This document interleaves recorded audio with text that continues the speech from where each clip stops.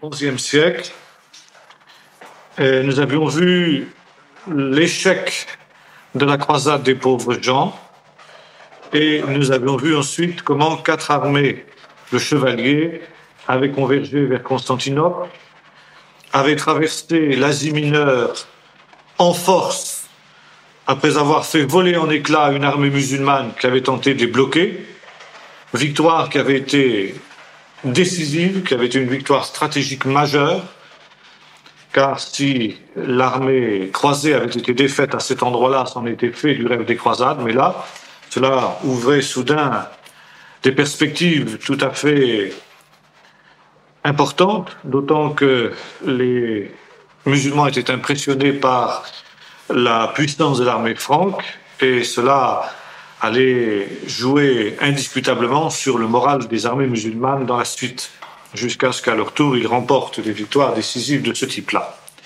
Mais là, il est évident que les croisés, par cette victoire, on peut dire, avaient tiré le gros lot. Ils avaient fait exactement ce qu'il fallait faire pour impressionner leurs ennemis, et tout était possible devant eux. Nous avons vu que le 21 août 1097, les armées franques étaient arrivées sous les murs d'Antioche, qui était la plus importante des places fortes de l'Orient, laquelle avait appartenu à Byzance quelques années encore auparavant et qui était tombée entre les mains des musulmans.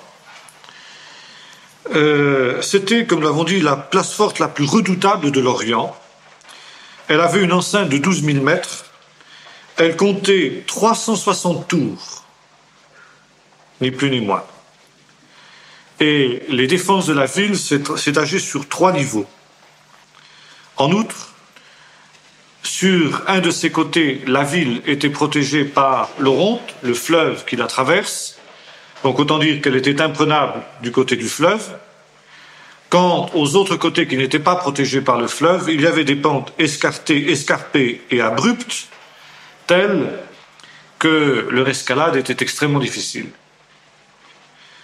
En clair, on peut dire que la ville ne pouvait pas être encerclée. Ne serait-ce que justement à cause du fleuve, et il était toujours possible de faire parvenir des renforts, de faire parvenir du ravitaillement par l'intermédiaire du fleuve.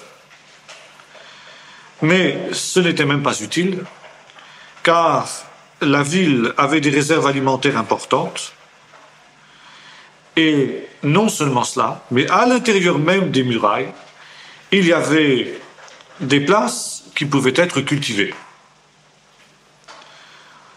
La ville comprenait environ 40 000 habitants, ce qui était considérable pour l'époque, et par conséquent, c'est sûr que là, c'était l'endroit rêvé pour tenter de renverser la vapeur en ce qui concerne les forces musulmanes et de bloquer les Francs. Seulement, il y avait un problème, c'est que les musulmans étaient divisés entre eux, et c'est ce qui allait les perdre. Ils n'ont pas réussi pendant toute la durée du siège à se mettre d'accord pour secourir la ville. Cependant, malgré cette situation favorable, le siège d'Antioche, pour les Francs, fut loin d'être une partie de plaisir. D'abord, très rapidement, on était en plein été, évidemment, très rapidement, les Francs ont commencé à souffrir de la faim. Et il est certain que le siège s'est très rapidement enlisé. Les chefs de l'expédition se sont très vite rendus compte qu'il n'était pas question de prendre la ville par un assaut frontal, et le moral est rapidement tombé au plus bas. Il y avait parmi les chefs francs un homme qui avait des ambitions particulières, c'était Bohémond. Bohémond se trouvait à peu près le personnage le plus important autour d'Antioche, dans la mesure où Tancrède et Baudouin l'avaient laissé pour aller mettre, eux, le siège pour mettre le siège en Cilicie, notamment devant la ville d'Édesse. Et Bohémond a très vite compris le parti qu'il pouvait profiter de cette situation-là. Il a galvanisé le courage des troupes franques défaillantes, leur promettant, évidemment c'était un pari qu'il faisait, c'était un quitte ou double audacieux, mais il se disait que s'il parvenait à s'emparer d'Antioche, eh bien, il avait de bonnes chances d'être le premier personnage des États latins d'Orient qui ainsi se seraient créés à la suite de cela. Et Bohémond, qui était fort rusé, nous l'avons vu dans ses tractations avec Alexis Comnène, l'empereur de Byzance, Bohémond a conclu un marché avec les barons qui étaient autour d'Antioche. Il se faisait fort, lui, de s'emparer de la ville, mais en échange, il demandait que la ville lui soit remise, qu'elle devienne sa possession personnelle. Il y avait pourtant là un problème. Souvenez-vous que les barons avaient juré serment de vassalage à l'empereur Alexis Comnène, et au terme de ce serment, toutes les villes qui avaient appartenu à Byzance et qui seraient reprises par les Francs devaient être remises au Basileus, c'est-à-dire à l'empereur. Bohémond, donc ici, demandait aux autres barons rien de moins que de se parjurer, d'être infidèles à leur serment. Mais la situation était tellement critique que les barons ont accepté l'offre de Bohémond et Bohémond a donc pris les choses en main. Son premier devoir, ça a été de faire entrer des espions à Antioche et il a pu ainsi être tenu au courant de l'état de la situation à l'intérieur de la ville et notamment du fait qu'il y avait des divisions importantes. Il a été très vite averti qu'il existait un litige important entre les deux califes, celui de Bagdad et celui du Caire. Et très habilement, Bohémond a décidé de jouer de cette rivalité. Néanmoins, malgré les promesses de Bohémond, le siège ne progressait guère. Pourtant, le 6 février 1098, une bonne nouvelle est parvenue aux assiégés. Édesse était tombée entre les mains de Baudouin et de Tancrède. Cette nouvelle, évidemment, a réjoui les Francs, mais a jeté la consternation dans le camp des musulmans. Et c'est alors que le chef de la ville, le chef musulman de la ville, qui se nommait Yaghi Sigan, a expulsé tous les chrétiens qui se trouvaient à l'intérieur de la ville, les chrétiens autochtones, donc de rite grec. Il craignait en effet que parmi eux, il y ait une cinquième colonne. Il n'avait d'ailleurs pas tort, car c'est au sein de ces chrétiens-là que Bohémond avait trouvé ses espions.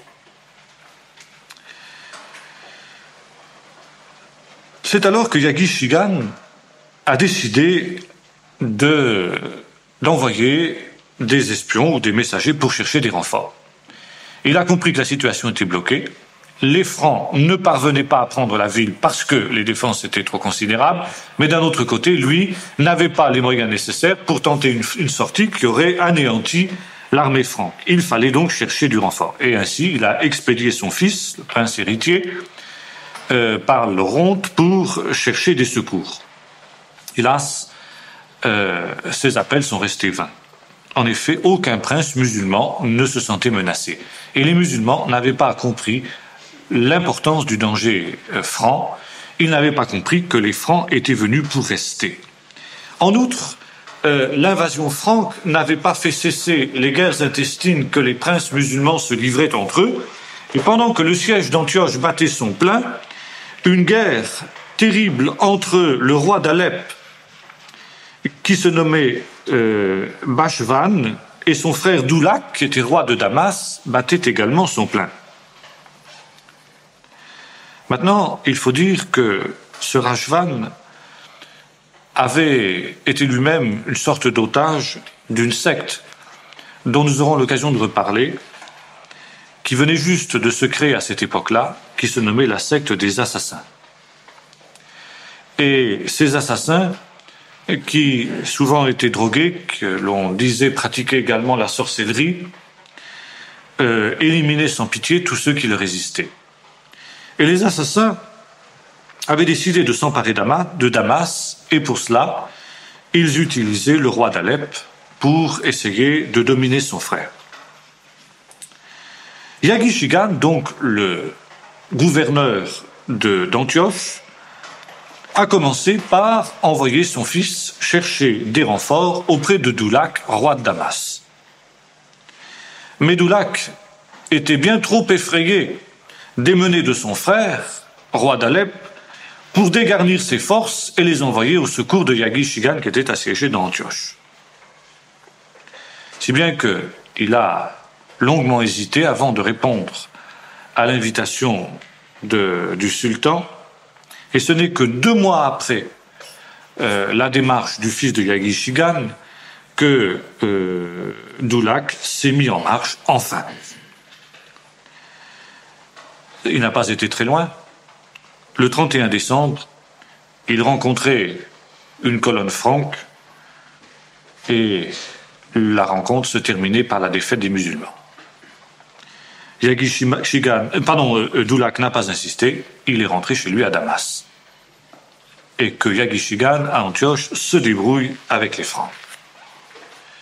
Pourtant, il n'aurait pas fallu grand-chose pour que la croisade puisse s'arrêter là, tragiquement. Dans le camp des Francs, le moral continuait à baisser considérablement.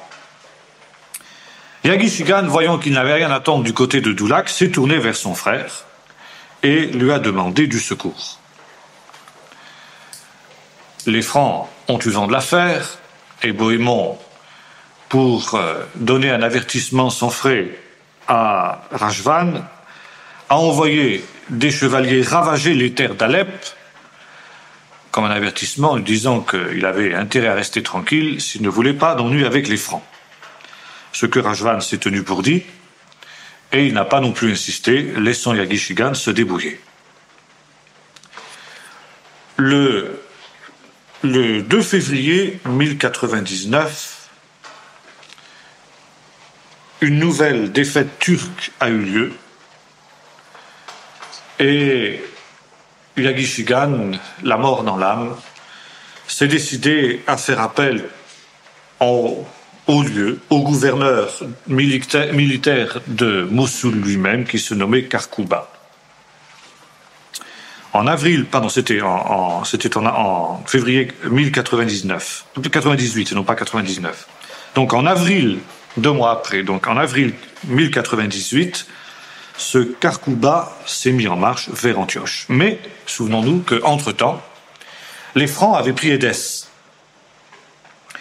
Et Karkouba s'est soudain trouvé dans une situation difficile. Il risquait, s'il s'enfonçait en direction d'Antioche, d'être pris en tenaille entre d'une part les forces de Bohémond qui étaient à Antioche et les forces de Baudouin qui venaient maintenant de retrouver leur liberté de mouvement vu qu'Édesse était tombée.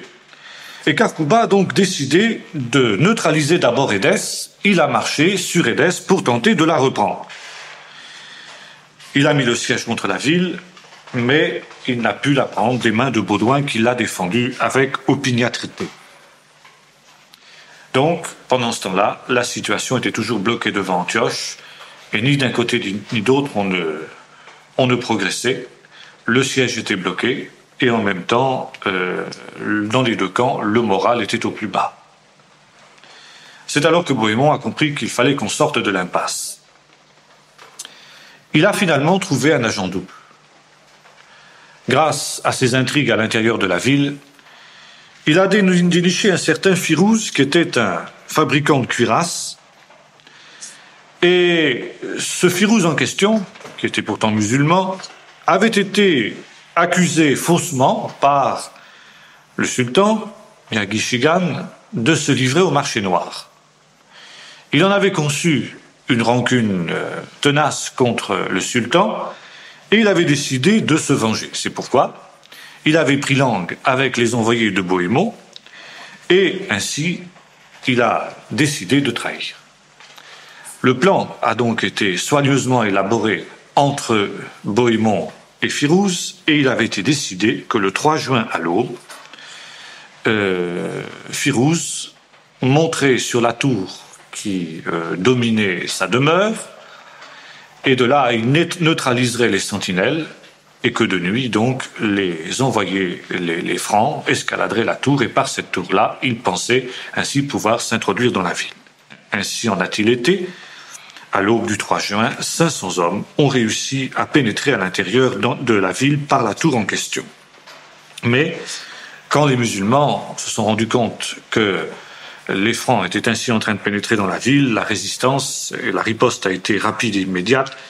Le fils de Yagishigan lui-même est venu à la rescousse et une terrible bataille a eu lieu dans la citadelle de la ville. Et c'est alors que Karkouba, enfin, s'est mis en route en direction d'Antioche. Il était à 3 jours de marche d'Antioche quand ces événements se sont produits. Il était donc, si vous voulez, c'était donc l'extrême limite, et bientôt les Francs se sont retrouvés à leur tour assiégés dans Antioche. Antioche qui était loin d'être tombée en totalité. Les Francs contrôlaient la citadelle de la ville, mais l'essentiel de la ville leur échappait encore. Et ils se trouvaient dans une situation extrêmement critique, car donc d'une part, la ville résistait toujours, et puis à l'extérieur, ils étaient à leur tour encerclés par les troupes qui venaient de Mossoul, les troupes musulmanes qui venaient de Mossoul. À nouveau, panique dans les rangs des Francs. Bohémond n'était pas, heureusement peut-on dire ça pour les Francs, il n'était pas à une astuce près, et alors il a compris que seul un choc psychologique pouvait galvaniser les Francs et les amener à sortir de l'impasse. Il a secrètement fait enterrer une lance, une vulgaire lance de ses soldats, et il a fait courir le bruit qu'il avait eu un songe, et que le songe lui avait révélé que dans un certain endroit se trouvait enterrée la lance qui avait percé le flanc du Christ sur la croix. Le lendemain, quelques soldats se sont précipités au lieu dit par la pseudo-vision. Bien entendu, on a trouvé la lance miraculeuse, la relique qui a été exhibée triomphalement, qui a été promenée en procession devant les troupes, et effectivement, ce que Bohémond attendait s'est produit. Le choc psychologique a eu lieu. Soudain transportés d'enthousiasme, croyant que la relique les rendait invincibles, les Francs se sont jetés à l'assaut, et les Turcs ont été massacrés sans difficulté. Le reste de la ville est tombé. Seulement, on avait réussi à s'emparer de la ville.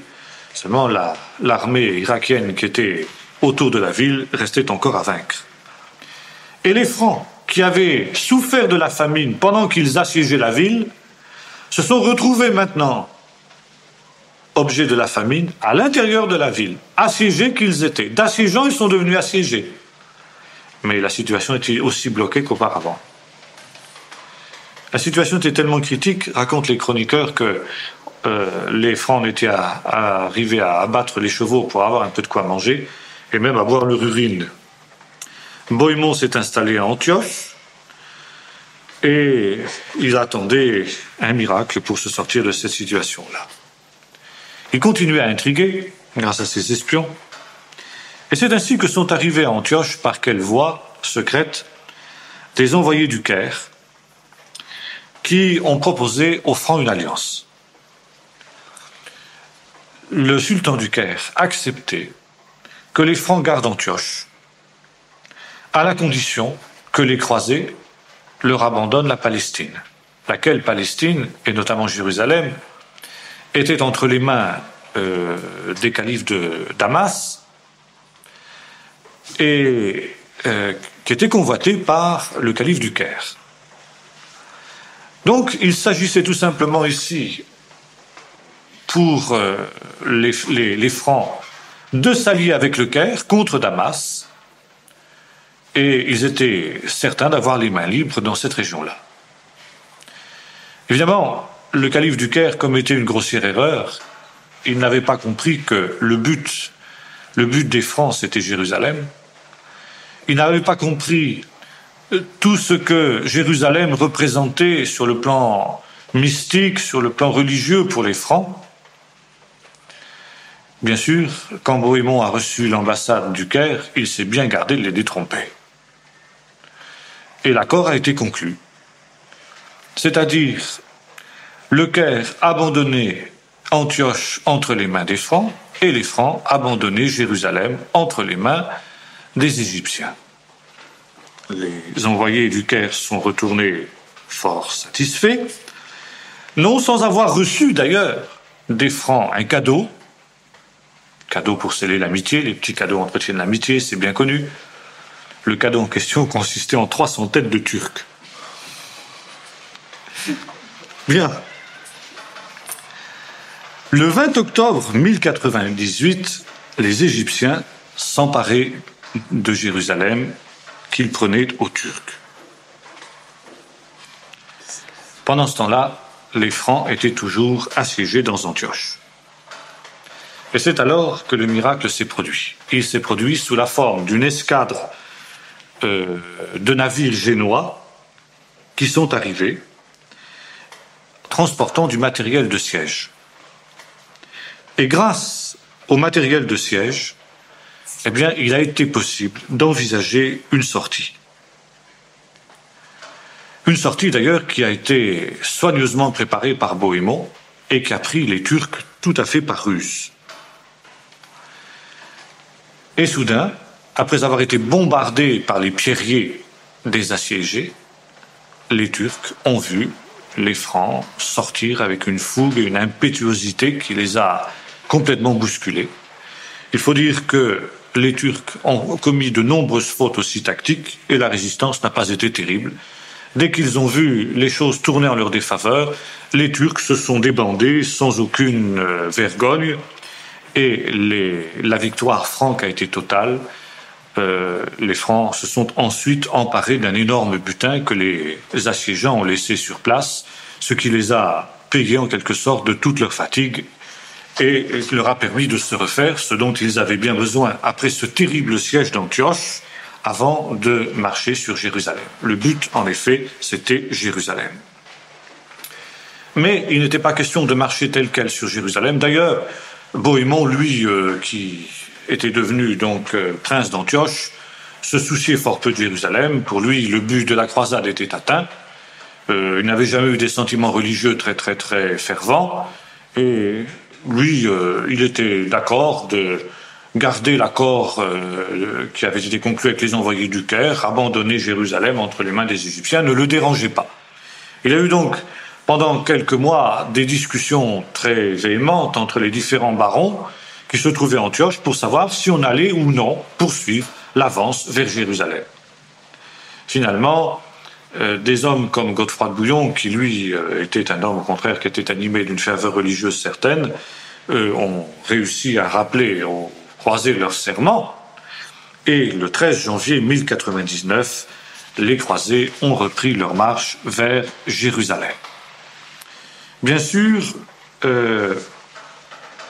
les choses n'étaient pas si simples. Entre-temps, Jérusalem était tombée entre les mains des Égyptiens, nous l'avons vu, et elle était défendue par des Soudanais. Les Soudanais qui avaient été laissés en garnison par le sultan. Elle était ravitaillée en eau par des sources qui se trouvaient donc dans un lieu qui s'appelle aujourd'hui Enchemed et qui s'appelle en souvenir des croisés Aquabella, situé au pied de la montagne, ceux qui connaissent un peu Jérusalem, au pied du Castel. Et donc la ville, depuis novembre 98, était entre les mains des Égyptiens. Le siège avait eu lieu dans des conditions d'ailleurs dramatiques, puisque la capitulation de la place avait entraîné de la part des Égyptiens un véritable carnage. Ils n'étaient pas gênés pour massacrer leurs frères, n'est-ce pas, bien que musulmans comme eux. Pendant ce temps, donc, les croisés reprennent leur marche en direction de Jérusalem, à la grande surprise du sultan, qui croyait que les croisés allaient être fidèles au serment, à l'alliance qu'ils avaient conclue avec lui. Tellement, les croisés n'en étaient pas à un parjure près, nous l'avons vu déjà avec la prise d'Antioche. Et les croisés, au passage, vont s'emparer d'un certain nombre d'autres places fortes. Ils ne vont pas marcher directement sur Jérusalem, mais ils vont préserver leurs arrières. C'est ainsi qu'ils arrivent, donc dès le début de l'année 99, ils arrivent devant une place qui s'appelle Marawa, dont ils vont s'emparer sans coup férir, et là, ils vont massacrer. Hommes, femmes, enfants, toute la population, sans aucune vergogne. Et les chroniqueurs, tant arabes que chrétiens, sont tous d'accord pour évoquer des scènes absolument terribles, notamment le fait que des enfants musulmans, ont été rôtis à la broche et mangés grillés. Donc des actes d'anthropophagie qui ont été accomplis par les Francs. Le chroniqueur du nom de Raoul de Roux rapporte l'événement et les chroniqueurs musulmans le confirment de leur côté. Donc il y a eu des scènes d'anthropophagie lors de la prise de cette ville-là. Évidemment, ces nouvelles ont terrorisé les Turcs quand ils ont appris que les Francs se livraient à l'anthropophagie. C'est un vent de terreur qui s'est abattu sur toutes les populations turques. Et dès lors, la réputation d'anthropophagie des Francs s'est propagée dans le monde musulman jusqu'à aujourd'hui. Bon, il n'y a eu qu'un cas, enfin, c'est trop déjà, bien sûr. Mais enfin, l'imagination musulmane a joué là-dessus. Partout où les Francs seraient passés, il y aurait eu des actes d'anthropophagie. En fait, ça n'est rapporté que dans cet endroit-là. En tout cas, la réputation d'anthropophagie des Francs s'est répandue jusqu'à ce jour parmi les Arabes. Il n'empêche que cet acte d'anthropophagie donnait le ton, était sur le plan proprement, comment dirais-je, psychologique, quelque chose qui allait donner un avantage certain aux Francs, parce que les Turcs terrorisés étaient décidés à ne plus se défendre, en tout cas craignant de subir à leur tour ce sort terrible. Et c'est ainsi que dans leur marche vers Jérusalem, les croisés s'emparent du Krach des Chevaliers. Du Krach des Chevaliers, une forteresse au sein des montagnes du Liban, qui défendait un carrefour de route extrêmement important, et qui dès lors va devenir le quartier général des armées croisées lors de la marche des Francs sur Jérusalem. Les musulmans se souviennent alors du vieil adage du Coran: le bras que tu ne peux casser, embrasse-le, et prie Dieu pour qu'il le casse. Et c'est alors que l'on voit des choses étonnantes. Au fur et à mesure de l'avance des Francs en direction de Jérusalem, sans aucun combat, sans aucune résistance, des villes musulmanes entières font leur soumission, bannière en tête, viennent offrir aux croisés des vivres, du ravitaillement, de menus cadeaux, etc., leur ouvrant toutes grandes les portes de leur ville. C'est le cas notamment de Tripoli, de Djebal, qui appartenait à l'Égypte. Et soudain, le sultan du Caire, qui se nomme Al-Afdal, voit avec stupéfaction les Francs s'avancer vers le sud. Un peu tard, il comprend qu'il a été joué. Et d'urgence, pour tenter d'enrayer l'avance franque, il tente de nouer une alliance avec Constantinople. Constantinople, où on est aussi un peu amer, notamment après la prise d'Antioche, car Alexis Comnène a aussi l'impression d'avoir été joué par les Francs, puisque Antioche ne lui a pas été rendu, contrairement aux accords qui avaient été conclus avec les croisés. Alexis Comnène rêve bien évidemment de récupérer la Syrie du Nord, et il serait éventuellement prêt à s'allier avec le Caire pour tenter d'endiguer les Francs. Voyez-vous, on arrive à des choses tout à fait paradoxales, étonnantes. Les musulmans qui se trahissent entre eux et les chrétiens qui se trahissent aussi entre eux. C'est tout l'ambiguïté des croisades. Le 19 mai 1099, les Francs atteignent Beyrouth, Sidon, Tyr et Akko. Terrorisés par les actes d'anthropophagie dont nous avons parlé, de nombreux réfugiés fuient ces villes, réfugiés musulmans qui descendent vers le sud. Les croisés reprennent leur marche et le 7 juin, ils atteignent Nabi Samuel, le tombeau du prophète Samuel, où ils aperçoivent pour la première fois la ville sainte. Les chroniqueurs de l'époque racontent que ce fut un enthousiasme indescriptible. Les chevaliers mettent pied à terre et se mettent à pleurer, à chanter les louanges, chanter des psaumes. Et Nabi Samuel va devenir, dans la langue des Francs, Mont Joie, le mont de la joie qui a été manifestée lorsque les croisés ont aperçu la ville sainte. Le lendemain, ils atteignent Abou Gosh, situé à quelques kilomètres de là, village arabe qui existe encore aujourd'hui. Et c'est alors que Tancrède, qui a planté son camp non loin du village et de la source d'eau qui s'y trouve, elle trouvait s'abreuver, Tancrède, soudain, est surpris par une délégation de chrétiens grecs de Bethléem, qui ont appris l'arrivée des Francs et qui crient au secours, en disant voilà, les musulmans sont prêts de nous massacrer, de massacrer les chrétiens de Bethléem, et ils demandent à Tancrède d'intervenir. Tancrède n'hésite pas. Le lendemain même, à marche forcée, il se dirige vers Bethléem, dont il s'empare sans coup férir, délivrant ainsi les chrétiens menacés, et en particulier l'église de la Nativité, qui est le premier lieu saint à tomber entre les mains des croisés. Lieu saint d'importance, puisque c'est ni plus ni moins, selon la tradition des croisés, le lieu de la Nativité du Christ. Il faut dire que le gouverneur soudanais de Jérusalem, qui se nomme Iftikhar, a chassé les chrétiens orientaux qui se trouvaient dans la ville de Jérusalem. Pour les mêmes raisons que l'avait fait Yagishigan à Antioche, il craint en effet que ces derniers ne soient des alliés potentiels des Francs. Si bien que ces chrétiens-là se sont aussi réfugiés à Bethléem et ils accueillent Tancrède comme un libérateur. Tancrède le Normand, Tancrède qui devient ainsi le prince de Bethléem. Et encore dans l'église de la Nativité, les offrandes, je crois, même des armes que Tancrède avec lesquelles il a délivré Bethléem, qui sont là, exposées dans une des niches de la basilique.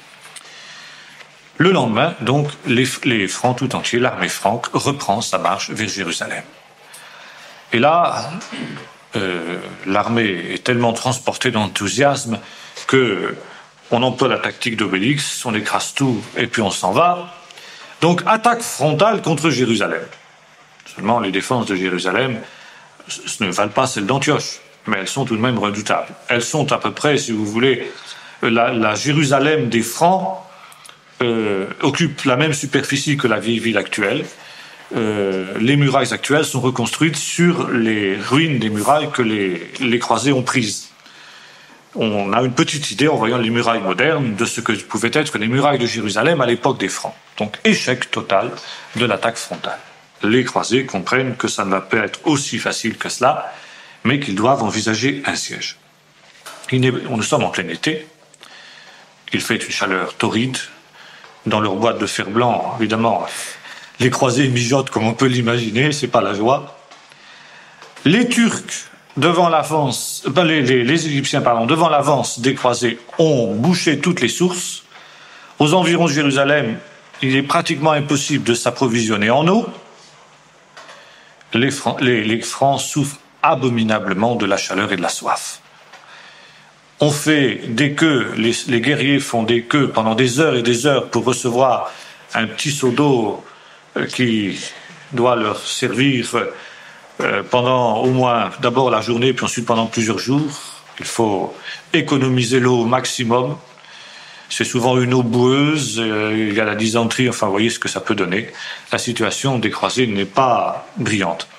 Et c'est pourquoi les responsables de l'expédition comprennent qu'il faut en finir vite et qu'il n'est pas question de mener un siège de longue durée comme ce fut le cas devant Antioche.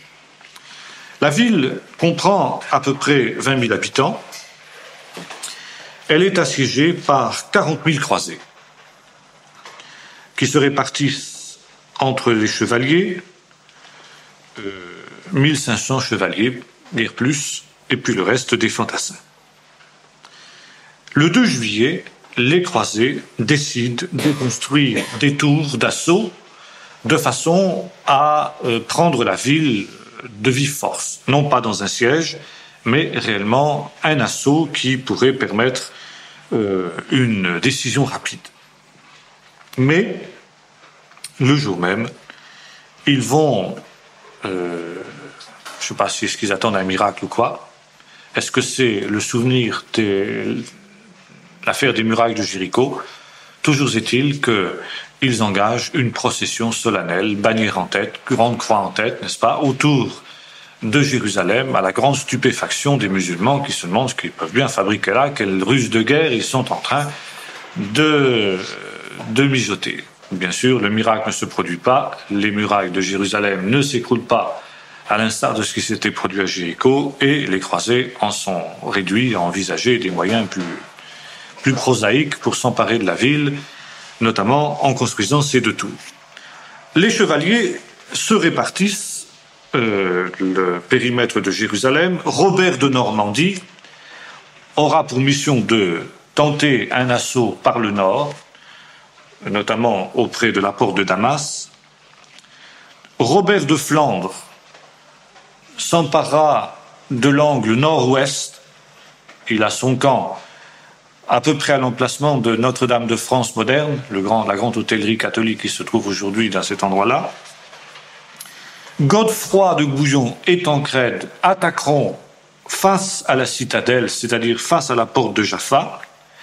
Et enfin, Raymond de Saint-Gilles attaquera par le sud, c'est-à-dire dans le secteur du Mont-Sion. Il faut dire que la situation des Francs est encore aggravée par le fait qu'il y a un danger d'intervention syrienne.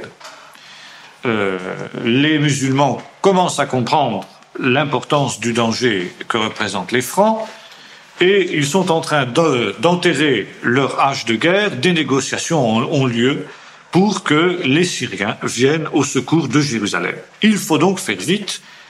Un siège prolongé est tout simplement impensable. Donc on construit des machines de guerre, non seulement les tours en question, 2 grandes tours d'assaut, mais également des pierriers, grâce à des bateaux génois que l'on va démonter. Une flotte génoise est arrivée à apporter du ravitaillement, car les croisés sont dépendants pour le ravitaillement des flottes génoises, phéniciennes, pisanes, qui viennent d'Italie notamment. Et là, devant la situation, juste comme cette flotte venait d'aborder, on réquisitionne les marins qui démontent leurs bateaux. Ils reviendront comme ils pourront, à pied ou à la nage sûrement. Mais grâce à ces bateaux-là, on a du bois, parce que évidemment les musulmans ont coupé tous les bois qui pourraient être utilisés par les chrétiens pour fabriquer des machines. Mais là, justement, les bateaux vont servir d'approvisionnement pour construire les fameuses machines de siège.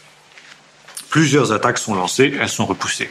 En effet, les musulmans disposent d'une arme terrible, le feu grégeois. C'est un petit peu l'ancêtre des cocktails Molotov. C'est tout simplement du pétrole qui est enflammé et que l'on projette sur les machines de bois qui s'enflamment. La 2e semaine de juillet, donc plusieurs attaques ainsi sont repoussées par l'intermédiaire du feu grégeois notamment. Le 10 juillet, les Francs attaquent par le sud et par le nord, à la fois par la porte de Sion et par la porte de Damas. Le 14, l'assaut est lancé par... En fait, c'était 3 tours qui ont été construites. Les musulmans ripostent et grâce au feu grégeois, ils incendient la tour qui attaquait la région du Mont-Sillon.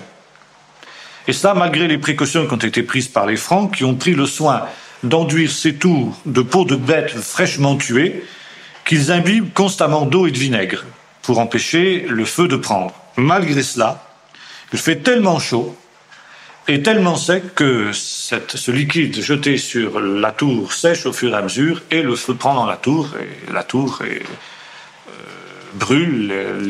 Les quelques croisés qui ont réussi à s'introduire dans la ville sont massacrés.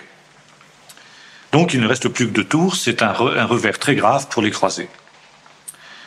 Godefroy de Bouillon, lui, dispose d'une de ces tours à l'angle nord-est. Et il est plus chanceux que son collègue Raymond de Saint-Gilles. Le 15, il parvient à prendre pied sur la muraille nord.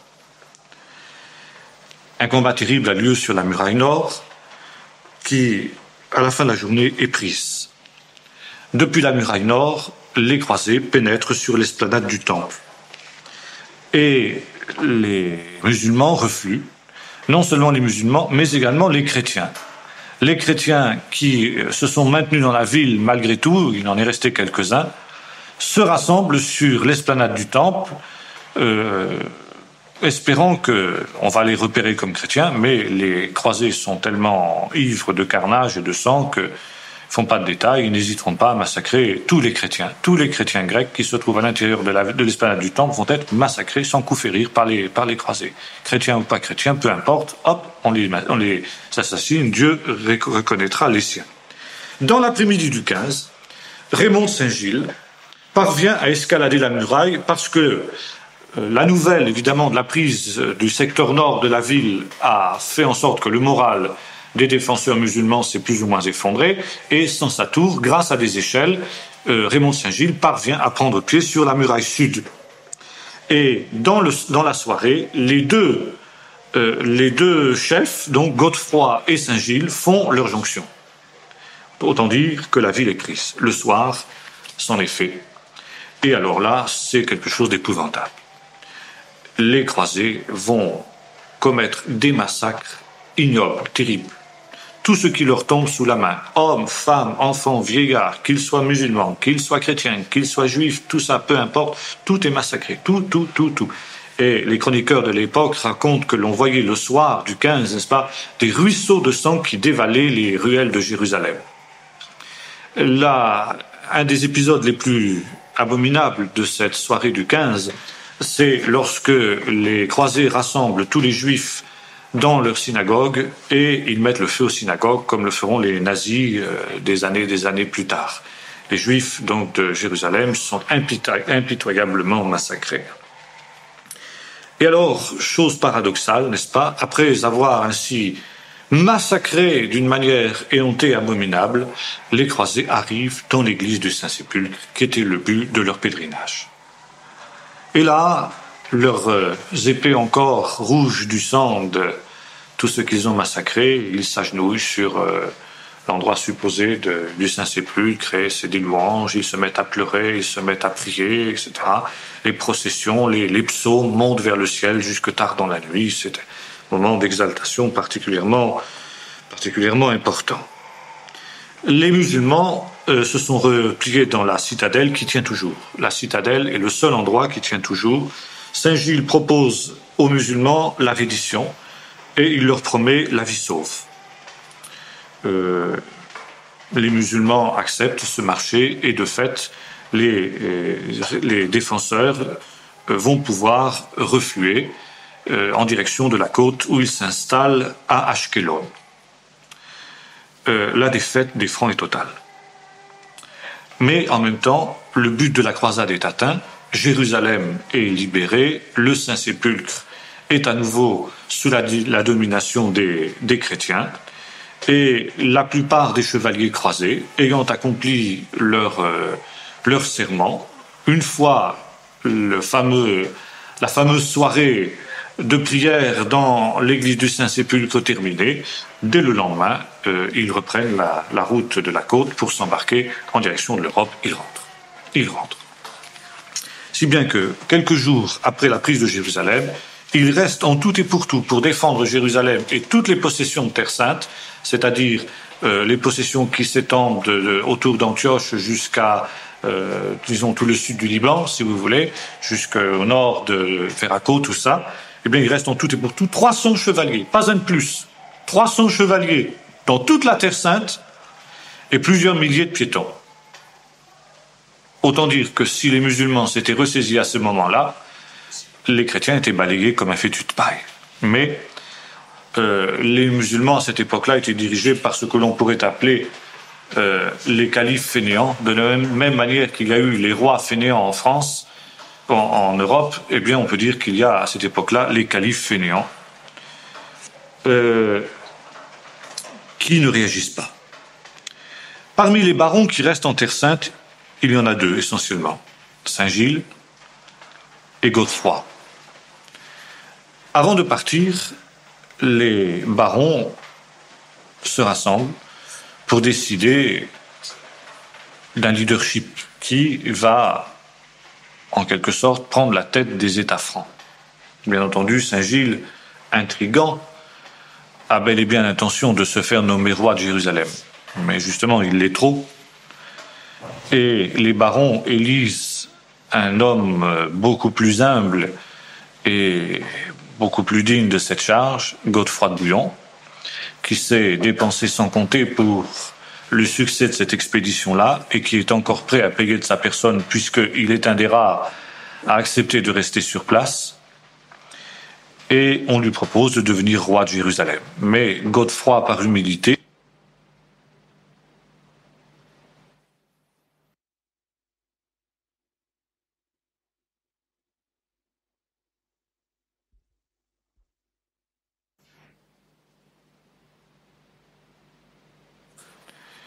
il prendra simplement le nom de avoué du Saint-Sépulcre, c'est-à-dire défenseur du Saint-Sépulcre. Il ne veut pas, déclare-t-il, poser sur sa tête la couronne de roi à l'endroit où le Christ n'a porté qu'une couronne d'épines. 20 jours après le départ des barons, une armée égyptienne arrive sous les murs de Jérusalem, commandée par le vizir en personne. La situation pour les croisés est dramatique. Elle est d'autant plus dramatique que les autres barons qui sont restés dans la région guerroient chacun pour sa part. Tancrède, par exemple, est en train d'assiéger Naplouse et en même temps, il est évidemment neutralisé pour la défense de Jérusalem. Mais les Égyptiens, fort heureusement pour les croisés, n'exploitent pas leur avantage. Ils ne comprennent pas l'occasion historique unique qu'ils ont de balayer la croisade.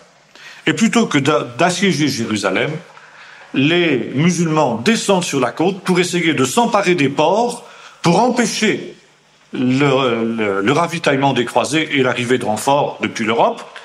Et c'est ainsi que, sans coup férir, ils s'emparent d'Ashkelon, que les croisés, évidemment, trop faibles, trop peu nombreux, ne peuvent défendre. Finalement, en rameutant leurs forces, en faisant venir quelques renforts de ça et de là, les croisés parviennent à rassembler 1200 chevaliers et 9000 fantassins. Ils ont en face d'eux des armées égyptiennes qui sont 5 fois supérieures. Mais encore une fois, la bravoure, la vaillance et l'abnégation de Godefroy va faire pencher la balance en faveur des croisés. Avec une fougue et une impétuosité incroyables, Godefroy attaque les Égyptiens et inflige à l'armée égyptienne une défaite totale. Il marche d'Erechef sur Ashkelon, mais les croisés se disputent entre eux pour savoir qui va s'emparer d'Ashkelon, qui va avoir le fief d'Ashkelon. Résultat, eh bien personne ne prend la ville, et pendant des années, Ashkelon va rester entre les mains des Égyptiens comme une épine dans le flanc des croisés. Les chevaliers qui n'ont pas obtenu ainsi ce qu'ils souhaitaient s'en vont, et Godefroy ne garde auprès de lui que Tancrède. Tancrède, profitant de la victoire remportée par Godefroy, parvient à s'emparer de la Galilée en retournant contre eux la tactique des musulmans, la tactique du Rezou. Et notamment, il va s'emparer du port de Caïfa, qui deviendra ensuite Haïfa, et qui va devenir un des ports importants pour les croisés, parce que c'est par là que vont arriver les renforts et le ravitaillement. Les musulmans, comprenant qu'ils ont le dessus, comprennent que les croisés sont venus pour rester. Ils se font une raison et ils décident de faire contre mauvaise fortune bon cœur et d'accepter en quelque sorte la situation. Et pendant plusieurs mois, Godefroy de Bouillon va organiser le royaume franc, le royaume latin de Jérusalem. Il va en particulier fortement impressionner les chefs musulmans, avec lesquels il va être en contact, par sa simplicité. Il les reçoit dans une tente de bédouins, assis tout simplement à terre, comme le sont les bédouins. Il prend le mode de vie bédouin, tout simplement. Il se nourrit de lait de chèvre, de chamelle, etc. Et les chefs musulmans qui arrivent en grand appareil sont surpris de trouver un homme, le grand chef franc, aussi humble. Pendant ce temps, Bohémond, lui, est resté à Antioche. Lui, il était venu à la croisade, non pas pour délivrer les lieux saints, mais pour se tailler un fief.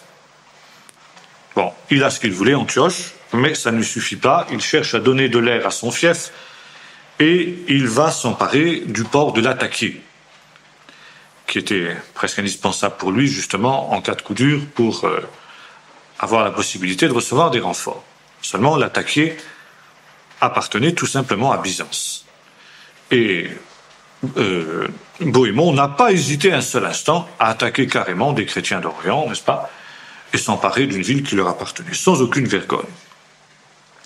Seulement, c'en est trop quand même.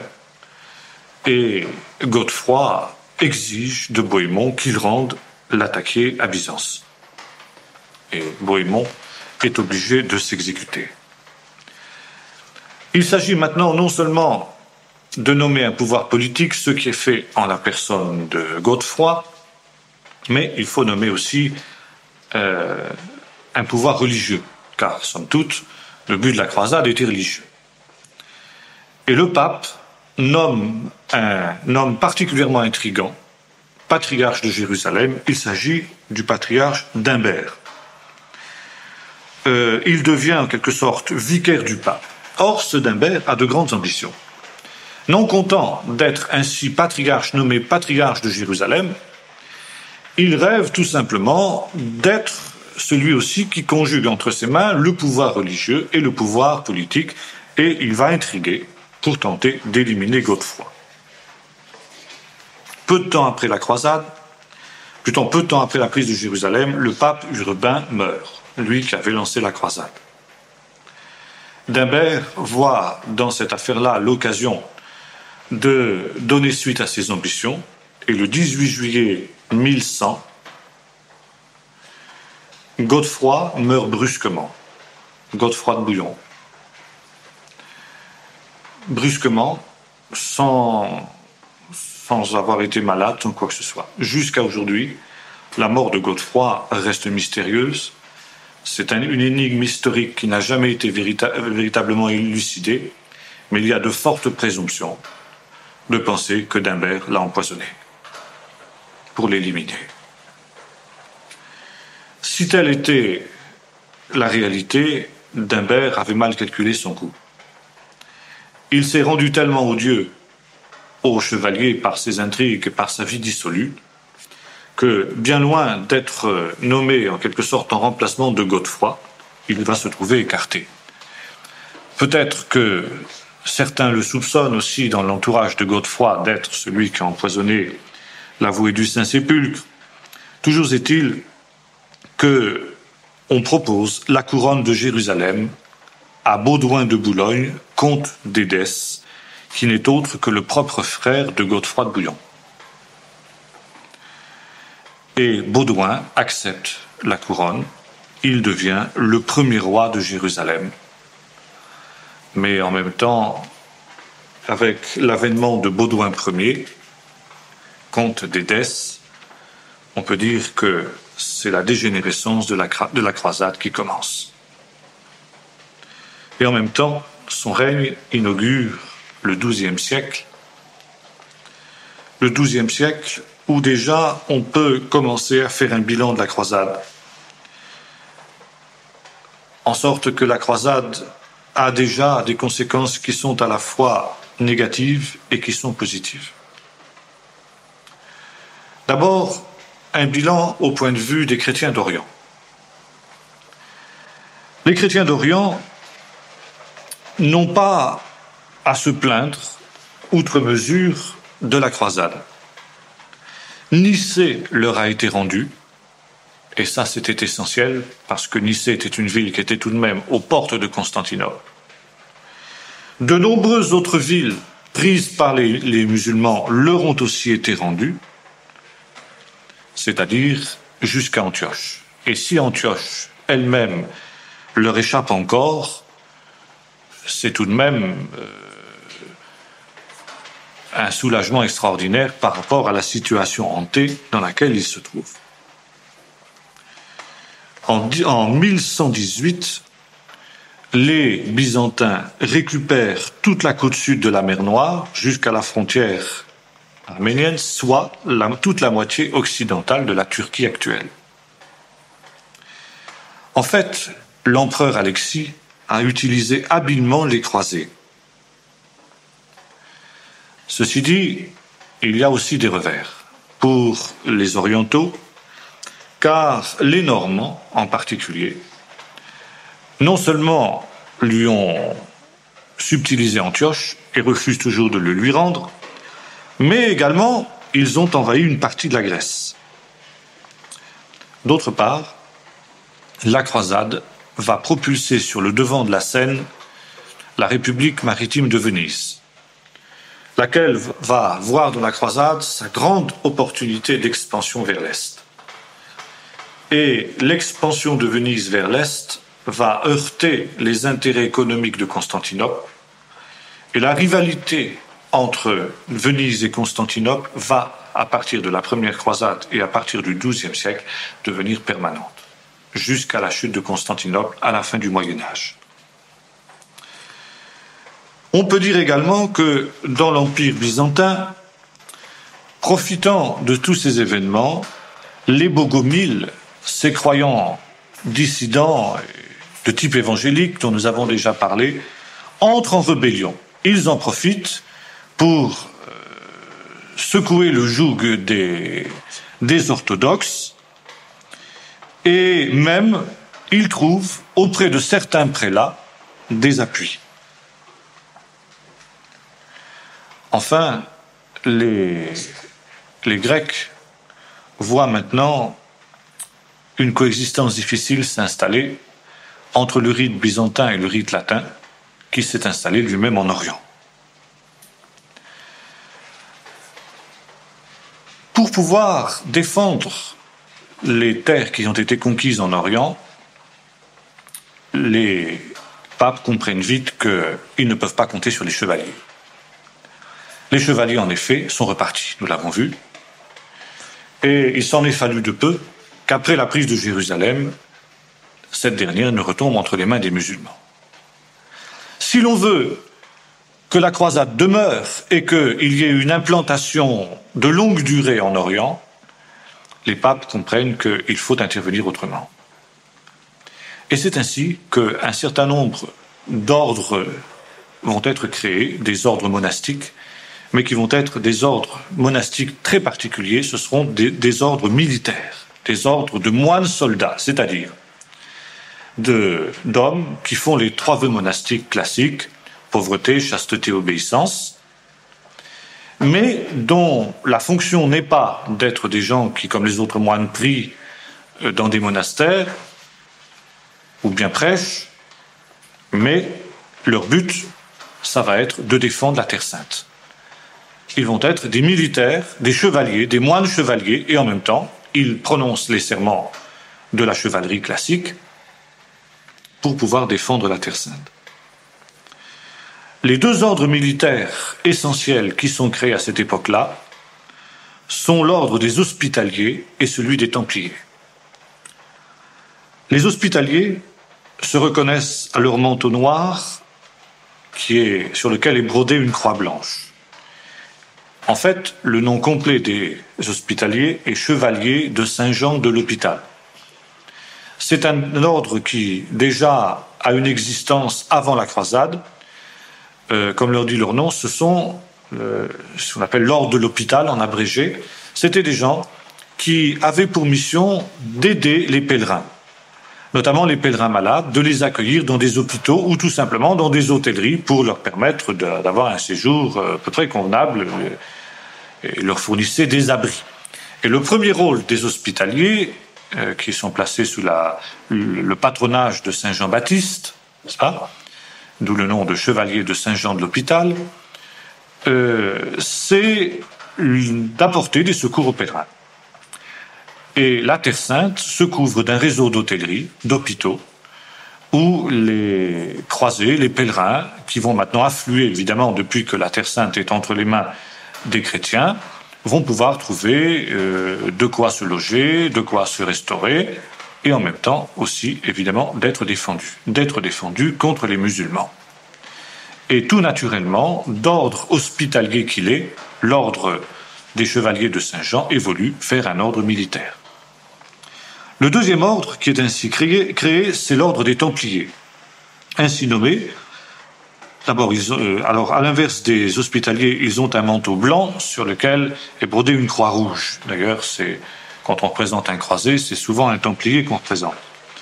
Ils sont créés en 1188, alors que les Hospitaliers sont créés en 1048. Donc, voyez-vous, c'était avant la croisade. Tandis que les Hospitaliers, les Templiers sont créés donc après la croisade, bien après la première croisade. Et leur caserne essentielle, alors c'est un ordre qui est uniquement militaire, hein, ils n'ont absolument aucune fonction de secours aux pèlerins, comme c'est le cas des Hospitaliers, mais c'est un ordre militaire. Et leur caserne principale est située dans les écuries, ce qu'on appelle les écuries de Salomon, qui sont situées au sud de l'esplanade du Temple, d'où le nom de Templiers. La mosquée qui a été construite par les musulmans est devenue une église, et les Templiers ont pour mission essentielle de la garder. Donc, chevalier du Temple ou simplement Templier. C'est Bernard de Clairvaux qui en 1188, c'est en 1128, leur donne leur constitution. Et voici donc le serment que prêtent les Templiers. Je jure de donner ma vie pour protéger les pèlerins, de ne jamais quitter le champ de bataille, à moins de me trouver dans une situation où je me trouve dans une situation devant un nombre supérieur d'infidèles de 3 contre 1. Puis enfin, beaucoup plus tard, il y aura un troisième ordre de moines chevaliers qui sera créé, les chevaliers teutoniques. Bon, les croisés, les occidentaux, les francs en Terre Sainte, ne font pas bonne impression du tout. Que ce soit sur les musulmans ou que ce soit sur les chrétiens locaux. Ils se font remarquer par leur ignorance, par leur grossièreté et par leurs mœurs dissolues. Et c'est pourquoi la greffe prend très mal, notamment avec les chrétiens grecs, c'est pas les chrétiens locaux de diverses obédiences, le courant ne passe pas du tout. Et ça va être une des raisons de l'échec de la croisade, une des nombreuses raisons de l'échec de la croisade, cette incapacité, cette intolérance des latins par rapport aux chrétiens locaux. Cette incapacité d'arriver à créer des relations courtoises avec eux alors que leurs intérêts étaient communs. Et, somme toute, il y aura de véritables moments où les chrétiens grecs, les chrétiens orientaux, seront satisfaits des victoires musulmanes. C'est des choses que nous verrons donc dans la suite du XIIe siècle. Et au début du XIIIe siècle, qui verra la fin de la croisade. Voilà donc, si vous voulez, très rapidement, ce qu'on peut dire sur cette première croisade, qui est à la charnière entre le XIe et le XIIe siècle. La prochaine fois, nous verrons le XIIe siècle, proprement dit, en Occident, puis ses retentissements, ses prolongements en Orient. Voilà, si vous avez rapidement une ou deux questions à poser,